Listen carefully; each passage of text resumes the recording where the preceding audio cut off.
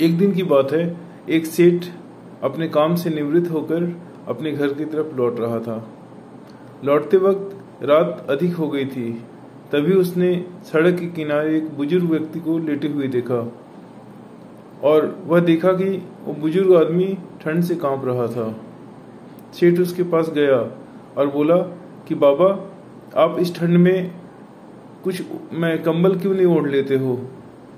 तब बुजुर्ग व्यक्ति बोला कि बेटा, यदि मेरे पास कंबल होते तो मैं इस तरह से कांप नहीं रहा होता, मैं कब का ओढ़ चुका होता।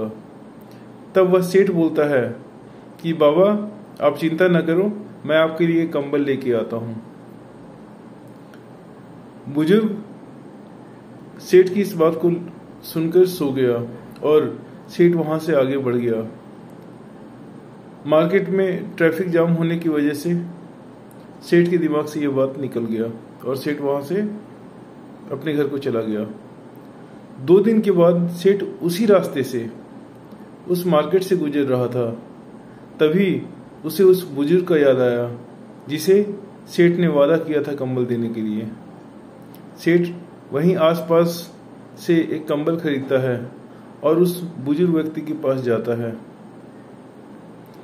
वहां पहुंचकर सेठ यह देखता है कि वह बुजुर्ग व्यक्ति मरा पड़ा है और उसके 100 के बाजू में एक पेपर रखा हुआ है।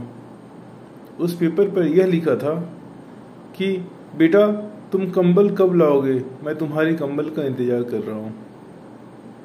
दोस्तों, इस कहानी से हमें यह सीख मिलती है कि कभी भी दूसरों पर जरूरत से ज्यादा भरोसा नहीं करना चाहिए। जब तक वह बुजुर्ग व्यक्ति उस सेठ पर भरोसा नहीं कर रहा था, तब तक वह अपने आत्मविश्वास से उस ठंड से जूझ रहा था। उसका मनोबल उसका साथ दे रहा था। लेकिन जिस पल उस सेठ ने उसे आश्वासन दिया, उसी वक्त उसका मनोबल उस सेठ के कंबल के इंतजार में खत्म हो गया। इसलिए दोस्तों, कभी भी खुद पर भरोसा रखें, दूसरों के ऊपर विश्वास न करें और दूसरे के भरोसे अपने सभी काम छोड़कर ना बैठें। धन्यवाद। नमस्कार।